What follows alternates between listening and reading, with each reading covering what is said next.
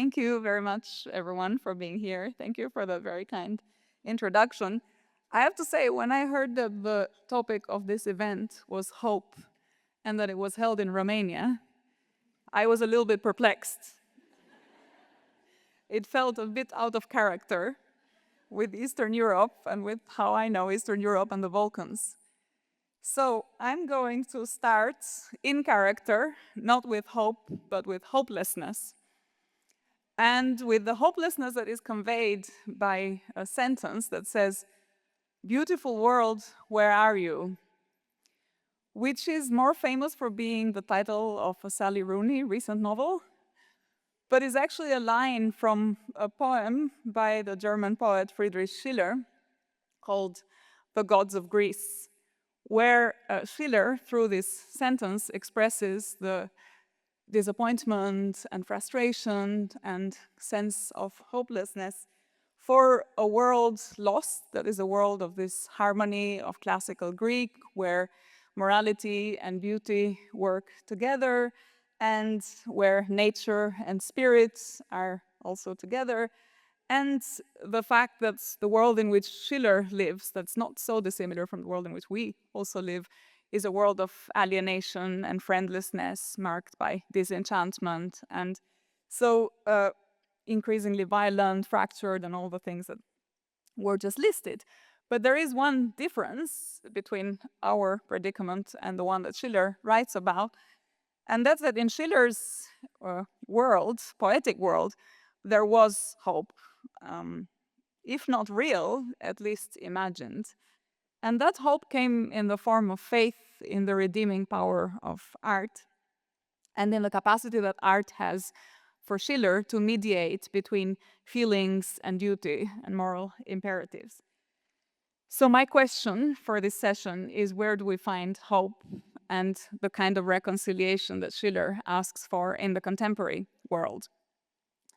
And in answering that question, I'm going to take you on a journey away from this utopia of classical Greek unity of harmony and harmony of nature and spirit into the dystopia of my current book, which is set not in classical Greece, but in contemporary Greece, or starts in contemporary Greece, and more specifically in Thessaloniki, called In Salonika in 1918, a few years before the collapse of the Ottoman Empire, and wraps up in Albania in 2006, a few years after the collapse of communism.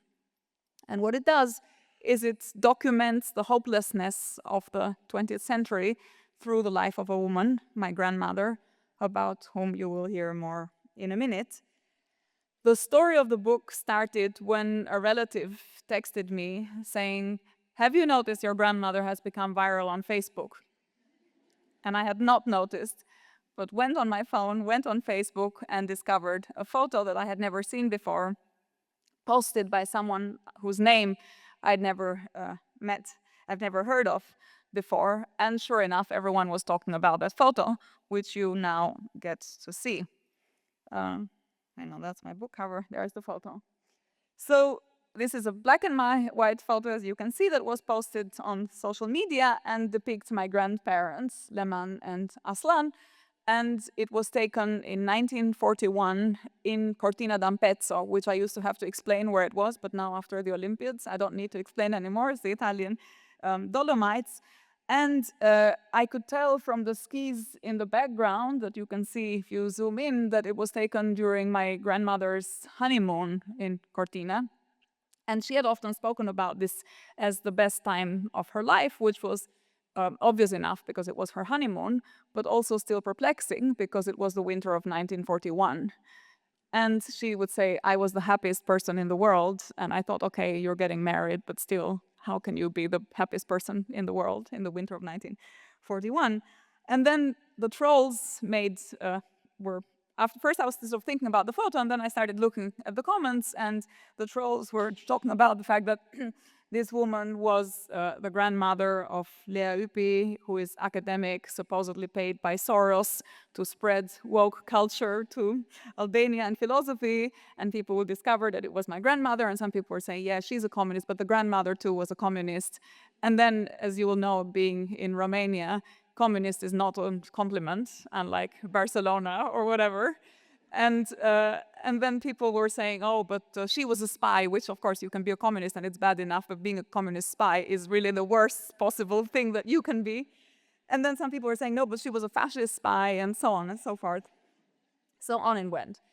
Now, my grandmother often used to say, she'd had a very hard life, about whom you'll hear in a minute, but she would say that there's something about the human spirit that resists all attempts at injury, offense, or humiliation. And that's something other species, differently from humans, are incapable of, because they're incapable of thoughts disconnected from their immediate existence. And this something that resists all of this, she would say, is what we call dignity. Now, she was alive when she said this. And when I saw this photo of her, she was no longer there. She had passed away in 2006, as I said. And so she could still speak for herself when she could defend her dignity and say, look, I lost everything. I lost money, I lost status, I lost wealth, but there was this one thing that I didn't lose, and it was her dignity.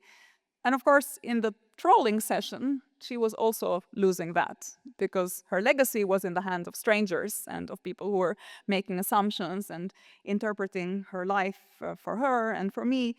And a caricature of her was emerging in this post, which was stripped of context and even of the kind of basic generosity that you give strangers when they're about to explain who they are and what they do and what they stand for.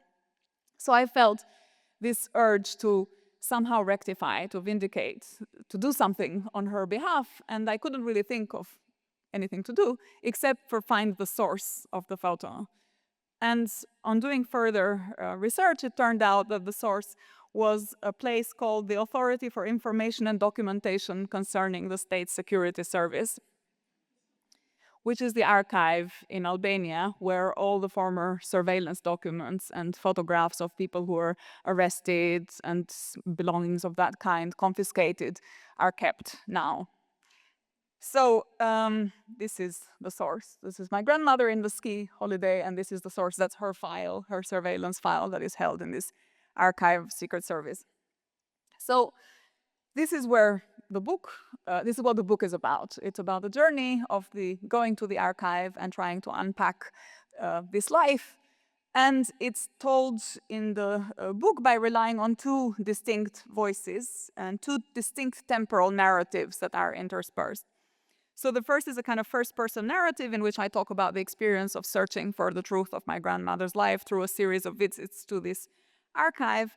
And the perspective is a kind of intergenerational one where you juxtapose what you hope to find and what you find in the archive. And the narrator, me, writes in the first person with the idea that you have a hypothesis, and then you go to the archive with the hope that you'll find that hypothesis corroborated. And the problem of dignity is closely related to the question of truth. So why was my grandmother surveilled? Why was that photo there? What had she done to fall victim to the communist system? What had her husband done to be arrested? And with the idea that this would help finally restore the dignity of the victims. And only after that, the idea was that the process of reconciliation can work. And that's because there's a widespread belief in a lot of post-communist countries that finding the truth about what happened to your relatives will help you find closure in the future with their past and with these traumas that we inherit from history. But actually, as this part of the book illustrates, and I will say more about that in a minute, the archives contain very little objective data, and that's where the second-person narrative becomes really important, and where the life, and this is why the subtitle of the book is A Life Reimagined, the life that I write about isn't just the life that I find in the archive, but it's a life that I also imagine and think about how it could have been, and try and think about what this woman, my grandmother, in her youth. What was she about? What did she think about? Why did she do certain things? How did she fall in love? Where did she go? And so on and so forth. This is a photo of her that I also found eventually in the archive, and it has, as you can see, the stamp on the archive. And the archive makes it very clear that you can't just have the photo, you need to have the stamp on it as well. So there's no photo of her that doesn't actually have this stamp where you can really see the face. So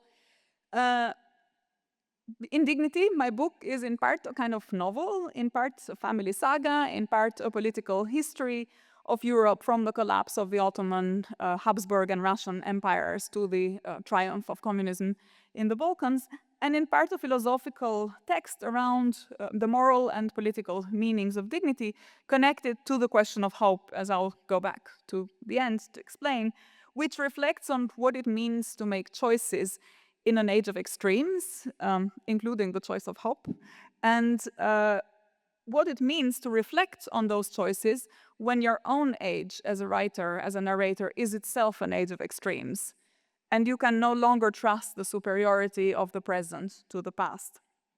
So the main character of the book is Leman, who was my grandmother, who was born in Salonika, as I said, in 1918. She was born as a granddaughter of an Ottoman administrator who was a Beyler Bey, just one of the honorific Ottoman titles of Rumelia, which is a large area in the Balkans. That was her grandfather there. The other photo is the files, and you can see people in gloves kind of handling the files because they need to enter with gloves, and there's a lot of security on how you work with these files. Usually people who request access to them can't have direct access. They get the PDFs only. Only archivists can handle the originals. But anyway, so Leman was born in Salonika to this Ottoman family. She was of Albanian origin, but at home everyone spoke French, as all aristocrats did in those days. And she had never visited, she was of Albanian background, but she had never visited the state of Albania. And as a matter of fact, in the year in which she was born, Albania wasn't even a state, because Serbia had annexed the north, Greece had annexed the south, France and Italy controlled a few scattered towns in the west, and Bulgaria and Austro-Hungary contended the rest. So she grew up in Salonika in the 1930s, which looked more or less like this. That's the White Tower at the end. And as a teenager, she was sent to study at the Lycée Français of Salonika, and she was the only girl in a school of mostly Sephardic Jews who at that time made up the largest group in a very multicultural cosmopolitan city, which had Jews, but also Albanians, Turkish, Bulgarian, Greeks in part, and so on. And those Jewish boys she was hanging out with taught her to sing in Ladino and to smoke and to roll her first cigar. And at the age of 20, she traveled to Albania by herself, which by then had become an independent state, or at least was recognized as such by the League of Nations. And she was the first woman to work in the Albanian administration, and quite likely also the first woman to propose marriage to a man, who was this man here, her husband. It happened at King Zog's wedding. He was the monarch ruling at the time Albania.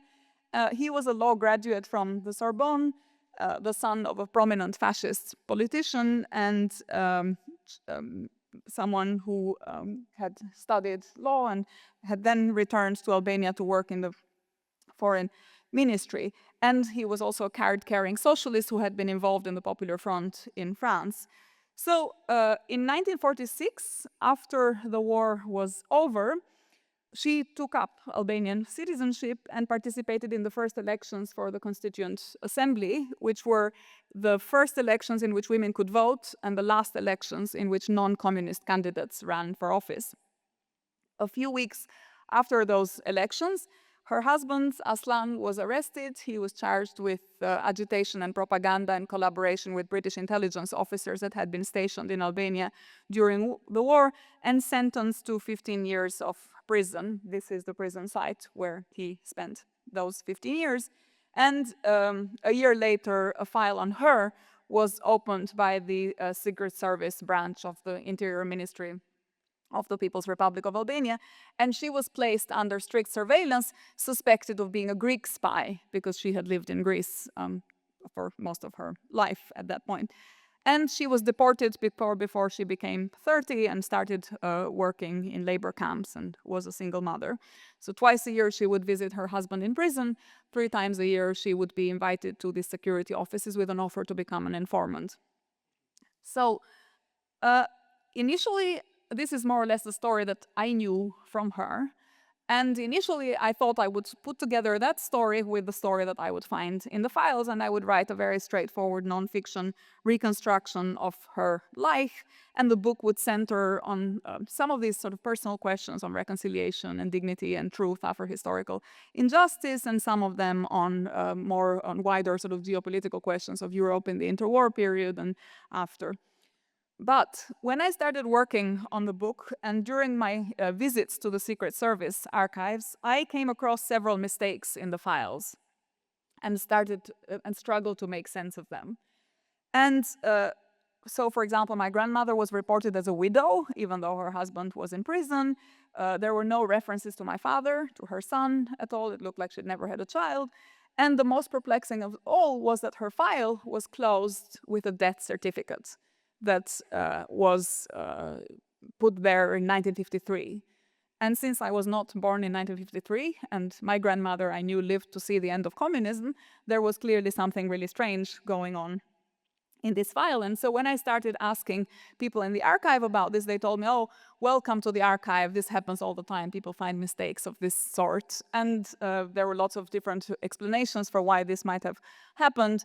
Someone said that maybe she had a family, this is the most common explanation in Eastern Europe, that she had a family friend who had inserted a fake death certificate to save her from further surveillance.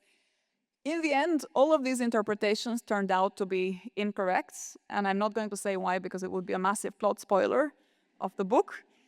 But I will only say that the mistake couldn't be explained in the usual way, and also because one of the informants that had spied on her was eventually trialed and executed for giving false information to the state. So that's relevant to the plot. But the broader point is that I had gone to the archive to find the truth about my grandmother and discovered another layer of interpretation, and with it, another story. And this problem wasn't limited to the Albanian archive. So when I added archives in other countries to try and make up for the deficiencies of the ones that I had started with, the more archives I added in hope that I would find the truth, the more it became complicated. And so in Albania, I was told that, as I just explained, that spies made these mistakes all the time in the files. It's very normal for them to appear in this form, but this is, by the way, what a surveillance file looks like. And in Greece, when I went, I was told that actually there was very little evidence around the Ottoman Empire because in the efforts of Hellenizing the city by the Greek state in subsequent years after the fall of the Ottoman Empire, all evidence of the life of the city during the Ottoman period had been destroyed, and to erase minorities and to pretend that only Greeks ever lived there. So in the end, or in Italy, I was told, if you're looking for a woman, it's impossible because women weren't even juridical subjects. You have to find the uncle or the husband or the grandfather. And so there are all these silences of all these things that you couldn't find in the archive, and the things that you could find were often confusing. So in the end, the most fascinating aspect of this whole research, at least for me, wasn't the facts of my grandmother's life, but the reconstruction of the world that had led to this ruin, and also to these ambiguities and confusions and layers of interpretation in the file. And so both in Greece and in Albania, one could see already from the construction of the archives the devastating impact of the politics of the 20th century on human lives and on storytelling and on the way in which we record lives and evidence. One could see from the politics of the 30s right up to the start of World War II the impact of what was then called the politics of the unmixing of peoples. This was a phrase from Lord Curzon, famous British imperialist. You could see the impact of the destruction of multicultural cosmopolitan existence in these imperial authorities. You could see the unmaking of the League of Nations in the first efforts to create international corporations, and how these nationalist politicians start all attacking the League of Nations for its internationalism and for not really looking after the interests of the states, you could see how the politics of the left, which starts as internationalist, collapses itself also in nationalist politics, both in its social democratic version and in its state socialist version. And you could see the slow degeneration from what starts with being called the minority question in international law, which is produced by these population displacements of the beginnings of the 20th century, into then what was then perceived not just a question but a threat, not just a threat, but then increasing scapegoating and persecution of different ethnic, religious, and cultural groups, and eventually how this is all rounded up with full-blown fascism. So to capture all this, both the kind of mysteries that I came across in the files and the explanation for those mysteries, which was this kind of politics that made the world in its own image and tried to create evidence also in its own image, I decided to change the method through which I would approach this.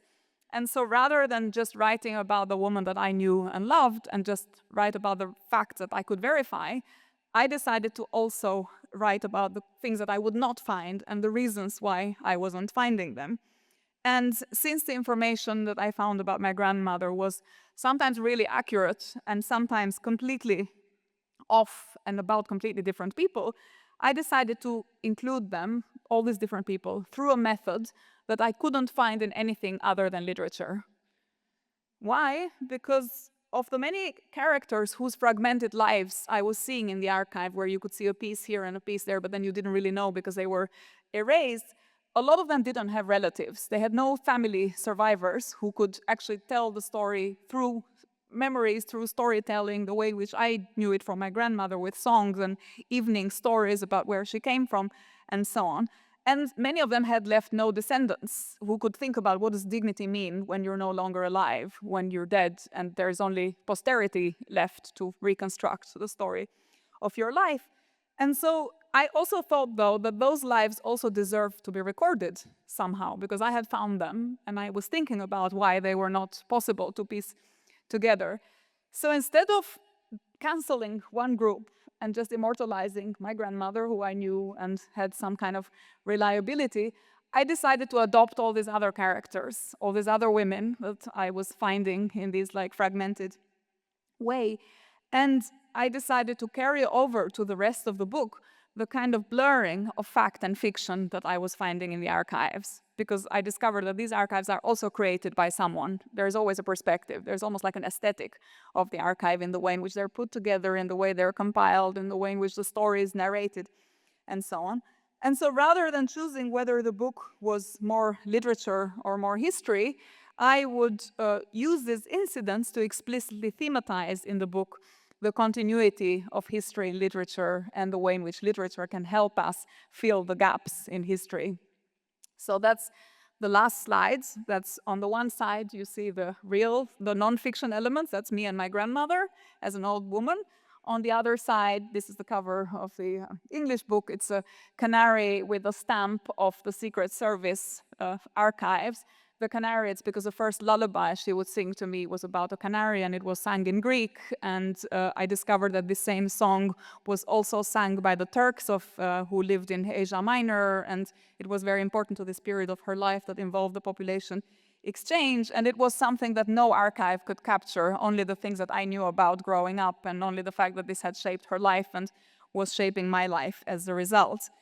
So this takes me back to the question with which I started, and with really my final thoughts on today's topic, which is the possibility of engaging and learning from the past when we're thinking about conditions of present injustice. And in that sense, my dilemma in writing throughout the book is the same as Schiller's dilemma. So Schiller says, where do we find reconciliation in the world in which we live? Where do we find hope in the world in which we live, where all improvement in the political sphere has to come from the elevation of character? But how can the character be elevated if politics is so brutal? How can people be better if the world in which they live is so awful?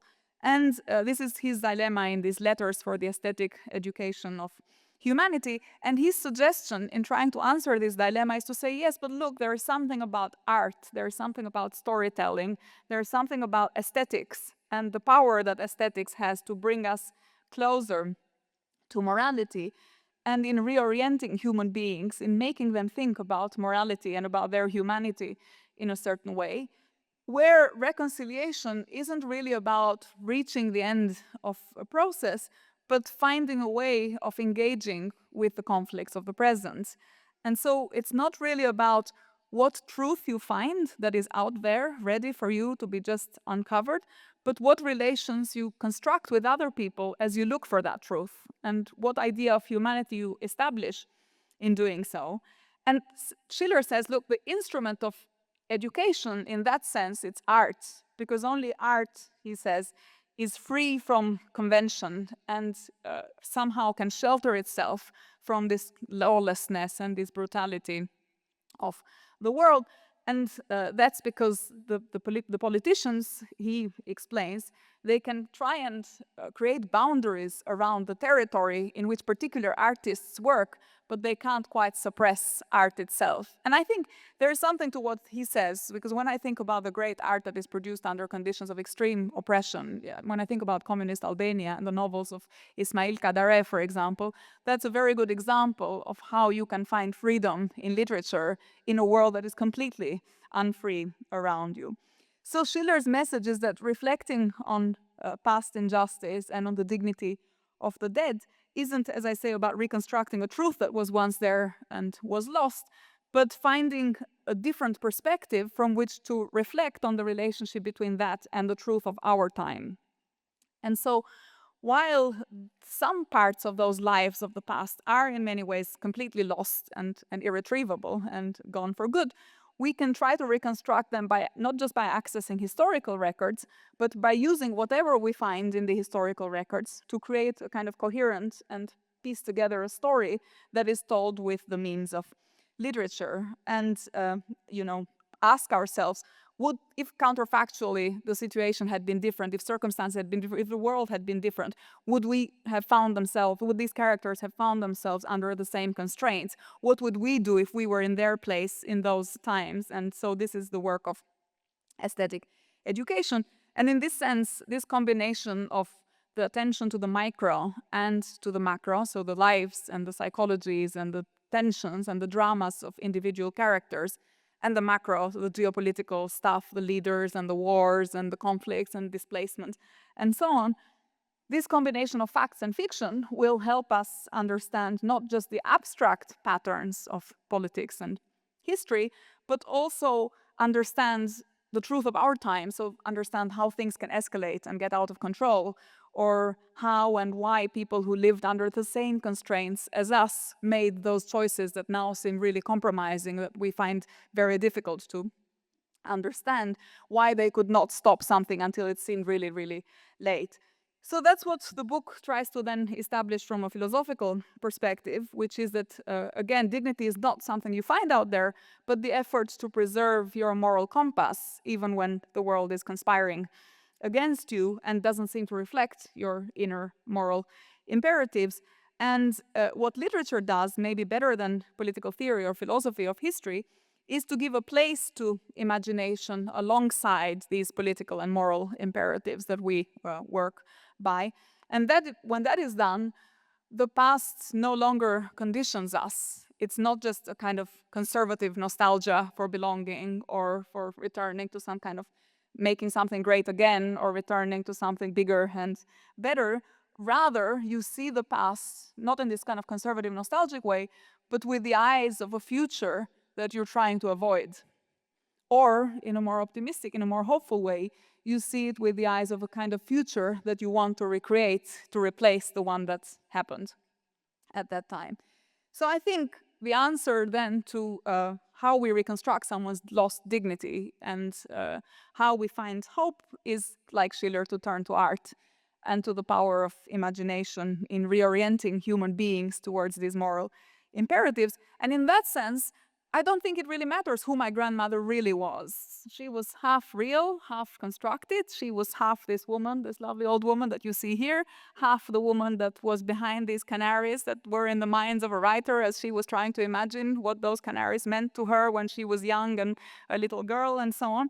And So she's a real presence and influence on my life, but she's also a product of someone's aesthetic effort to think about aesthetic and ethics together. And so she's a particular human being, but she's also universal, who connects us to the human inside all of us. And so reconciliation isn't about reaching the end of a process. It's not about the kind of truths, as I say, that you find out there, but it's about the relations with other humans that you construct while looking for that truth. So if that's the case, the story with which I started and the truth about my grandmother's life is only in part in the reconstruction of the facts around that life, because just as valuable is the way we interpret the facts, the light that we shed on them as we reflect on our facts, on our present, the voices that they kind of resurrect, that whisper to us, and as we write about our world and their world, and the kind of moral light that they cast on a world which only literature, I think, can really fully bring about. So the kind of catharsis that you get at the end isn't catharsis that depends on closure with the past, but it's a catharsis that is encouraged by reflection on how things could be different. And that's why the word indignity, which gives the title to the book, actually only occurs twice. Once in the title, when the very first page, and once in the very last sentence, because it doesn't need to be mentioned more. It's just there everywhere in the world, and it can be felt. You don't need to say it.